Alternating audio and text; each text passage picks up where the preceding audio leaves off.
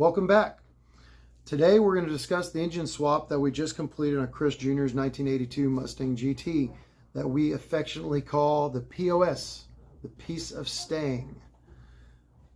Or at least I call it that. I don't think he does. I don't think he likes that name because I don't think he thinks it's a POS. But if you weren't aware, we just swapped in the engine that was intended for my car, Project White Trash, into his car. Chris Jr. built that engine, and there's video of that on the channel. He built that engine here in the garage himself with me supervising, and you can check that out in the other videos. A quick rundown on Chris's car. It's a 1982 Mustang GT, but we believe it has a 1986 donor engine in it. It was a roller engine, but it has 1986 pistons, 1986 heads on it. It has an unknown cam in it. That was a non-high output cam.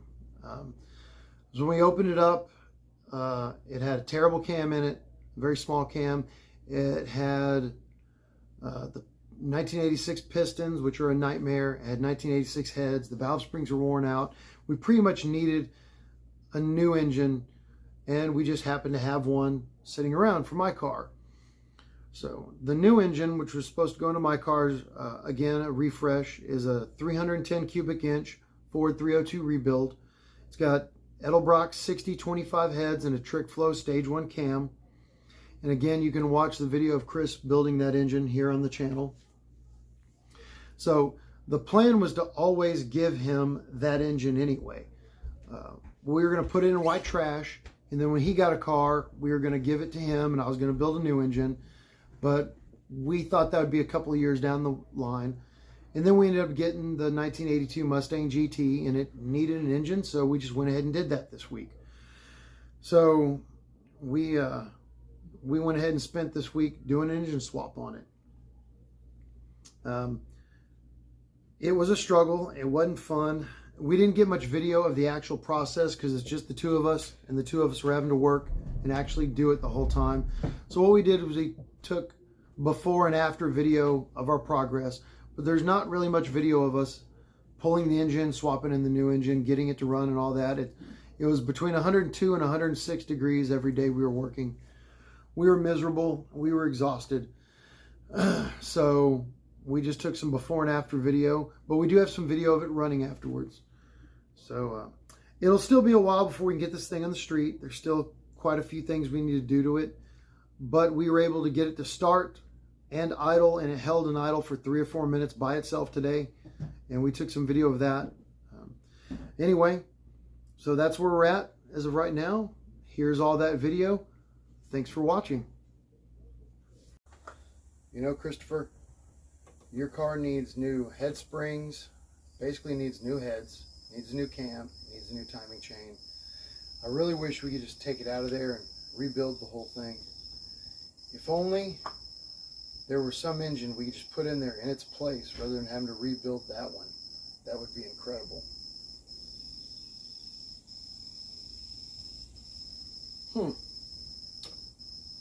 I have an idea. Here we are working on Chris Jr.'s car. We already have the top half of the exhaust off, the front of the engine accessories off. We have it up on blocks. We're about to pull the exhaust H-pipe and to disconnect the transmission so we can pull the entire engine out. We have an engine hoist, and we are about to pull this thing and drop in the engine that was originally going to go in white trash into this car.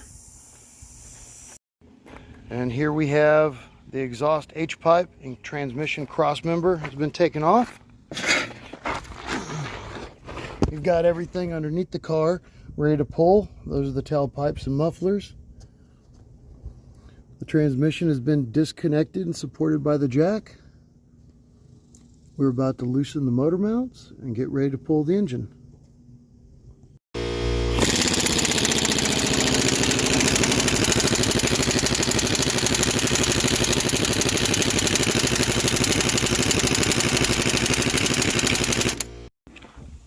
Here's Chris Jr. taking the head bolts off of his car. I'm actually letting him use the air gun for once because these are torqued down pretty heavy and they're rusted badly.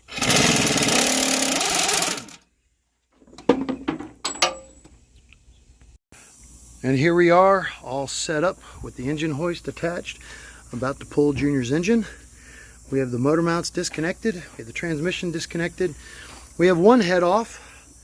We are of course doing ghetto things here at Canyon Lake because we were able to get one head off to save a little weight and make it a little easier. We could not get this head off to save our lives, so we bolted the engine hoist to the head on one side and to the block on the other, and we're going to see how this goes. We are not content creators. We do not have a cameraman. We don't have anyone here to help us. It's just the two of us. So we can't actually take video of us pulling the engine. But we reached a stopping point for a second while we had to adjust it. And here's the engine about 3/4 of the way out. Yeah, it's probably almost the peak of its height. Good job, buddy. Here is the engine coming out of the car. And there's our T5 transmission. Good job, Chris. And here is our engine and transmission out of the car now. This was not easy or fun. In fact, it kind of made me hate working on cars. As you can see, we're out here in a little bit of gravel. This is not the easiest surface to use an engine hoist. But we do have the engine and transmission out of Christopher's car. Now we're going to take the transmission off of the engine so we can inspect the clutch and the bell housing and start getting things cleaned up. Now we're going to degrease the transmission and the bell housing to reuse before putting it back in.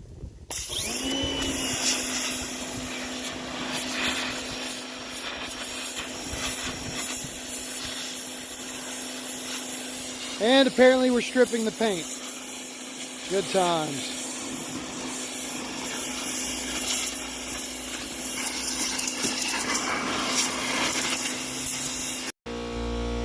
Here is the engine from Project Piece of Stang. Flex plate. Transmission. Clutches in the drive or in the garage.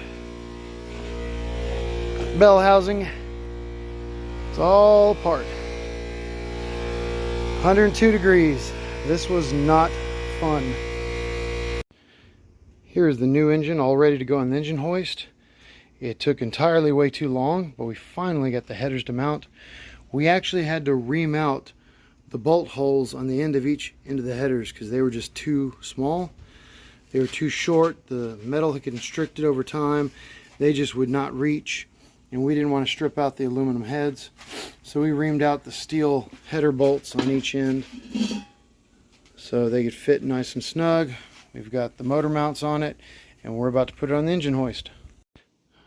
It has been entirely way too long, but we finally got this thing up in the air on the hoist off of the engine stand. We got the pilot bearing set and did a couple little things, and we are now ready to start putting the flywheel, clutch, and transmission on it. And here we are with our flywheel and our clutch installed. Our pressure plate and our disc is in there using our clutch alignment tool, which is actually just a broken input shaft off another transmission, which is absolutely perfect. This also took entirely way too long, and we are exhausted. Moving on. And here is the complete engine minus the starter, because we lost the starter bolts. We don't know how or why, where they went. The starter isn't on it. We'll have to do that tomorrow, but it's 8 p.m. But the engine is ready to stab minus the starter. We've got the bell housing back on, the transmission installed. As you can see, we even used Junior's old spray painted orange, horrible looking bell housing. It gives it character. And in the morning, we'll try to install this thing. It is the next day and we finally have our starter installed. For some reason, all the auto parts stores sell the wrong type of starter bolt. There's no reason for that giant unthreaded section. So we had to shim it with a bunch of washers because the unthreaded section was ripping out the threads. But anyway, we are of course way behind schedule because we had to fight the transmission drain plug and the refill plug to get them to come loose. But we are now ready to install the engine. And of course we've run into a problem. We went to install the oil pan dipstick and found that the oil dipstick tube in this car has a physical object blocking it. I can't really get it to show up on video, but I took a still picture of it. I don't know if it's from the machine shop or what, but the oil dipstick goes right into Junior's old block. Will not go into this one, and there's an object physically blocking our route. So we get to pull the header off and see if we can't fix that somehow. Apparently, just the very edge of the inside of the oil pan was blocking the passageway. When we took the header off, we were able to finagle and bend and twist and force the dipstick into the oil pan recess. And now we've got to put the header back on. Good times. A whole lot of frustration later, and we are good to go. We finally got the oil dipstick in. We got the header on. We actually managed to get the header out of the way of the header bolts and the spark plugs, hopefully. And once again, we weren't able to videotape the install because we didn't have a cameraman, but here is the engine installed on the motor mounts, on the transmission mount. Thanks to our neighbor Kelly Standifer for coming down and helping us, basically rescuing us when we got stuck. Now we are about to prime up the engine. We're going to fill it with oil and prime it and see what happens. It is now time to try to prime the engine. We just filled it with oil. This is the unholy abomination that I'm going to use to try to prime the engine. It's all taped together, so hopefully it doesn't come apart inside the engine. Got Junior underneath looking for leaks. So far so good. And here you'll be able to see the oil come up through the push rods and the lifters as I crank this thing up.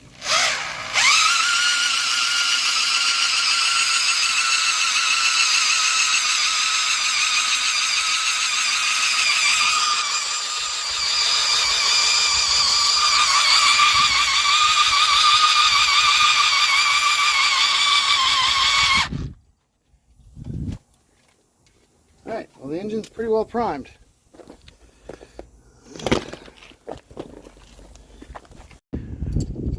Now that we have the oil and the lifters all pumped up, we've reset the lash on the rockers, turned the engine over a couple of times by hand, reset the lash on the rockers again. Christopher's locking them all down, and the rockers should be good to go. And we're going to start putting the rest of the engine together. I can't believe I'm saying this, but the most pleasant experience we've had so far in this project is lying underneath the car, installing the transmission cross member and the clutch cable and the starter and all of this, because it's only about 90 degrees down here with no direct sunlight versus the 105 degrees in direct sunlight up top. It is late in the day. We've been at this for a while. As you can see, we have most of the engine buttoned up. The intake is on, the carburetor's on and fueled, valve covers are on, the distributor's stabbed. Just got the spark plugs in, but everything in this car is fighting us tooth and claw. Like the oil dipstick, which we arranged earlier today when it was on the hoist. We thought it was going to be good, but it was completely blocking a spark plug. So we bent it and moved it around the spark plug, and we had to change header bolts to mount this thing. So Chris is trying to get that last header bolt in right now, and we're almost ready to try to start it. We have the distributor in, we have the spark plugs all run. Spark plug wires, just another example of everything in this car fighting us. The number 4 spark plug wire touches the header. The spark plug is all the way in. I've tried cutting down size off the boot. I've tried everything. And it's just completely leaning against the header. So we'll probably have to get all new spark plug wires do something about that, because if it starts, it's just going to melt that thing instantly. All right, buddy, give it 2 pumps of the throttle and try to start it.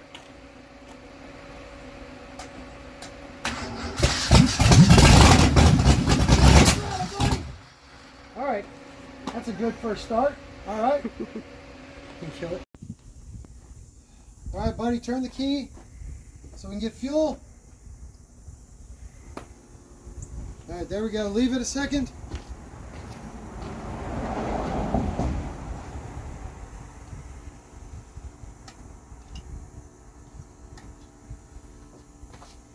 All right, go ahead and try to start it. It's dead. Kill the camera.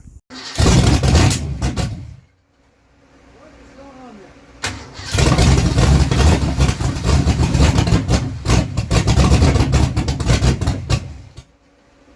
Sounds like a gas leak or something.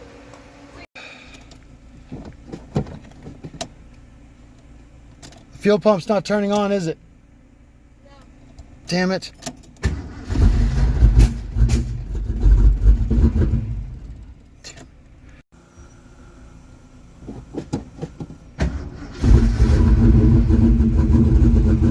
Oh, she sounds beautiful. I can't get out of the car because I've got to hold the broken ignition switch in place, but she sounds beautiful. Oh no. Oh. Huh.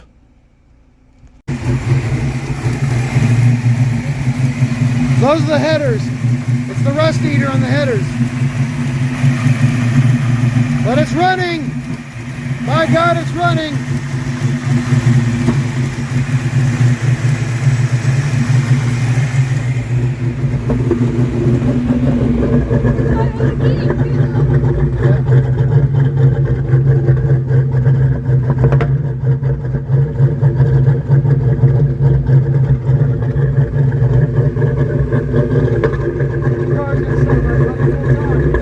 Hey, you proud of that? You built that. You proud of that?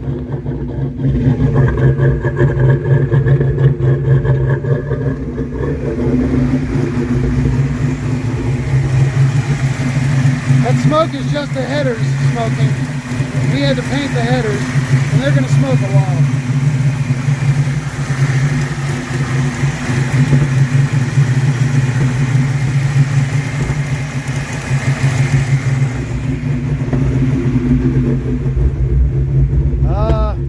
Oil pressure gauge says we have all the oil pressure on planet Earth.